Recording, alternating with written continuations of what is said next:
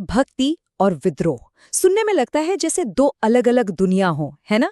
पर सोचिए, एक राजकुमारी ऐसी भी थी जिनके लिए उनकी भक्ति ही उनका सबसे बड़ा विद्रोह बन गई। जी हाँ, ये कहानी है मीराबाई की। एक ऐसी संत जिनकी आस्था इतनी मजबूत थी कि उसने महलों की बड़ी बड़ी दीवारों को भी झुका दिया। और उनकी पूरी कहानी, उनकी पूरी जिंदगी शायद इसी एक लाइन में सिमट जाती है, मेरे तो गिरधर गोपाल, दूसरों न कोई। ये सिर्फ एक भजन का टुकड़ा नहीं था, नहीं, ये तो एक ऐलान था, एक खुली घोषणा अपने परिवार के लिए, अपने समाज के लिए और उस वक्त की पूरी दुनिया के लिए कि उनकी वफादारी, उनका सब कुछ सिर्फ और सिर्फ एक ही के लिए है। तो सवाल ये उठता है कि आखिर एक राजकुमारी, महलों में पली बड़ी एक लड़की इस मुकाम तक पहुंची तो पहुंची कैसे? इसकी जड़ें बहुत गहरी हैं। उनके बचपन में, जब उन्होंने एक ऐसा रिश्ता बना लिया था जो दुनियादारी की समझ से बिल्कुल परे था। सोचिए, एक शाही घराने में जन्म हुआ, चारों तरफ शानो शौकत, ऐशो आराम। लेकिन उस बच्ची को इन सबसे ज्यादा लगाव था कृष्ण की एक छोटी सी मूर्ति से। कहते हैं कि जब वो सिर्फ 5 साल की थी तब उन्होंने उसी मूर्ति को अपना पति मान लिया था। दुनिया के लिए तो ये एक बच्ची का खेल था, लेकिन मीरा के लिए, उनके लिए ये एक जन्म जन्म का रिश्ता बन गया। और उन्हें क्या पता था कि इसी रिश्ते की नींव पर उनकी जिंदगी का सबसे बड़ा तूफान खड़ा होने वाला था। खैर, वक्त आगे बढ़ा और मीरा की शादी हुई चित्तौड़गढ़ के राजकुमार भोजराज से। और बस यहीं से शुरू हुई दो दुनियाओं की जबरदस्त टक्कर। एक तरफ था राजघराने का कर्तव्य, उसके नियम, उसकी मर्यादा, और दूसरी तरफ था मीरा का वो दिव्य प्रेम जो किसी भी नियम, किसी भी बंधन को मानने के लिए तैयारी नहीं था। लेकिन किस्मत को कुछ और ही मंजूर था। शादी के कुछ ही समय बाद उनके पति भोजराज की मृत्यु हो गई। अब उस जमाने के हिसाब से राजपरिवार और समाज को क्या चाहिए था? यही कि मीरा एक शाही विधवा की तरह गुमनामी की जिंदगी जिए। लेकिन मीरा ने साफ इनकार कर दिया। उन्होंने दुनिया से कहा, मेरे पति तो जिंदा हैं, मेरे गिरधर गोपाल। और वो अपने कृष्ण के लिए महलों की ऊंची चारदीवारी को लांघकर बाहर आ गईं, सड़कों पर, आम लोगों के बीच, गाते हुए, नाचते हुए। यकीन मानिए, ये सिर्फ भक्ति नहीं थी, ये एक खुली बगावत थी। तो अब आप अंदाजा लगा सकते हैं कि टकराव कितना कितना बड़ा रहा होगा।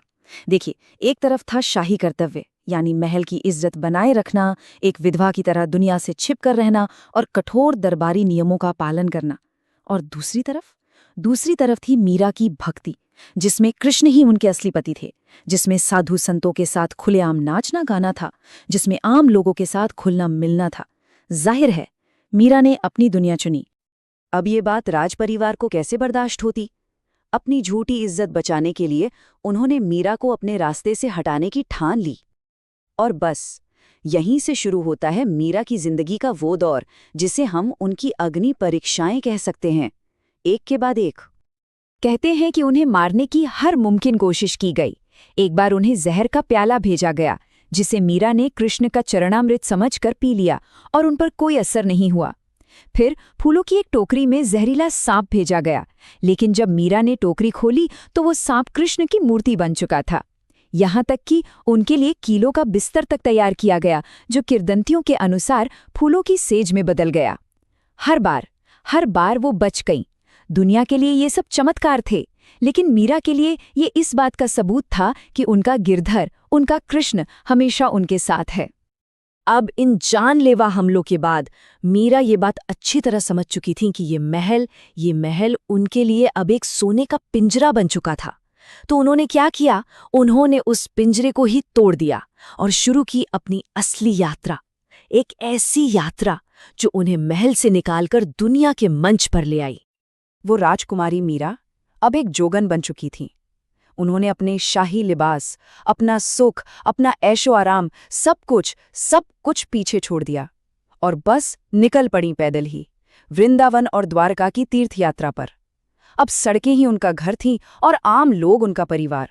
और इस यात्रा में उन्होंने अपने हर एहसास को, अपने दर्द को, अपनी तड़प को, अपनी खुशी को अपने भजनों में ढाल दिया।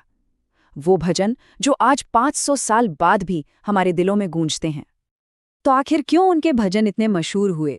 क्या खासियत थी उनमें? खासियत ये थी कि वो किसी विद्वान या पंडित की मुश्किल भाषा में नहीं थे। नहीं, वो तो लोगों की अपनी जुबान में थे। उनमें राजस्थानी की मिठास थी, ब्रज भाषा का प्रेम था और गुजराती का अपनापन था। एकदम सरल, सीधे दिल से निकले हुए और इसीलिए सीधे दिल तक पहुंचने वाले। तभी तो पायो जी मैंने राम रतन धन पायो या फिर मेरे तो गिरधर गोपाल, ये भजन आज 500 साल बाद भी हम सब के लबों पर हैं। ऐसा लगता ही नहीं कि ये इतने पुराने हैं, क्योंकि ये सिर्फ गीत नहीं है, ये मीरा की आत्मा की आवाज़ है। एक ऐसी आवाज़ जो समय के बंधनों से आज़ाद है। तो इससे एक बात तो साफ है, मीरा सिर्फ एक भक्त या एक कवयित्री नहीं थी। नहीं, वो अपने आप में एक पूरी क्रांति थी। एक ऐसी क्रांति जिसने आध्यात्म और समाज दोनों को एक नया आकार दिया। तो चलिए, उनकी समर विरासत को थोड़ा और गहराई से समझते हैं। अगर हम मीरा के पूरे दर्शन को, उनकी सोच को देखें, तो इसके 3 बहुत मजबूत पिलर्स नजर आते हैं। सबसे बड़ा और सबसे जरूरी था माधुर्य भक्ति, यानी कृष्ण को एक प्रेमी या पति के रूप में चाहना। दूसरा था पूर्ण समर्पण, मतलब अपना मन, अपना तन, अपनी आत्मा, सब कुछ अपने ईश्वर को सौंप देना। और तीसरा, और ये बहुत जरूरी है, तीसरा था सामाजिक सुधार का जज्बा। यही वो बात है जो उन्हें उस दौर के बाकी संतों से बिल्कुल अलग खड़ा करती है। अब ये माधुर्य भक्ति है क्या? ये भक्ति का सबसे ऊंचा, सबसे खूबसूरत रूप माना जाता है।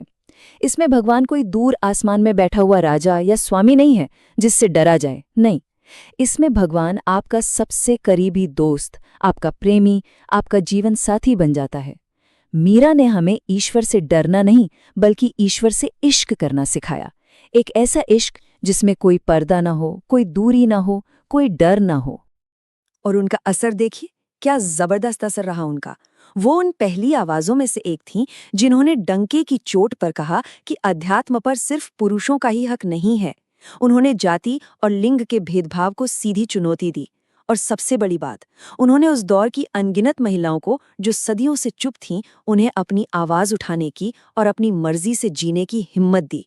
उन्होंने ये साबित कर दिया कि प्रेम और भक्ति किसी की जागीर नहीं होती। तो आखिर में मीरा की कहानी हमें सिखाती क्या है? शायद यही कि सच्ची आस्था आपको निडर बना देती है। जब आपका विश्वास मजबूत हो, तो फिर दुनिया की कोई भी जंजीर, कोई भी दीवार आपको रोक नहीं सकती। और प्रेम सिर्फ एक एहसास नहीं है, ये दुनिया की सबसे बड़ी ताकत है। एक ऐसी शक्ति जो हर जहर को भी अमृत में बदल सकती है। और यही वो सवाल है जो आज भी जिंदा है, कि भक्ति और प्रेम की इस 550 साल पुरानी कहानी में आखिर ऐसी कौन सी चिंगारी है, ऐसी कौन सी आग है जो आज भी हर उस इंसान को हिम्मत देती है जो समाज के बनाए नियमों को तोड़कर अपनी मर्जी से, अपनी शर्तों पर जीना चाहता है।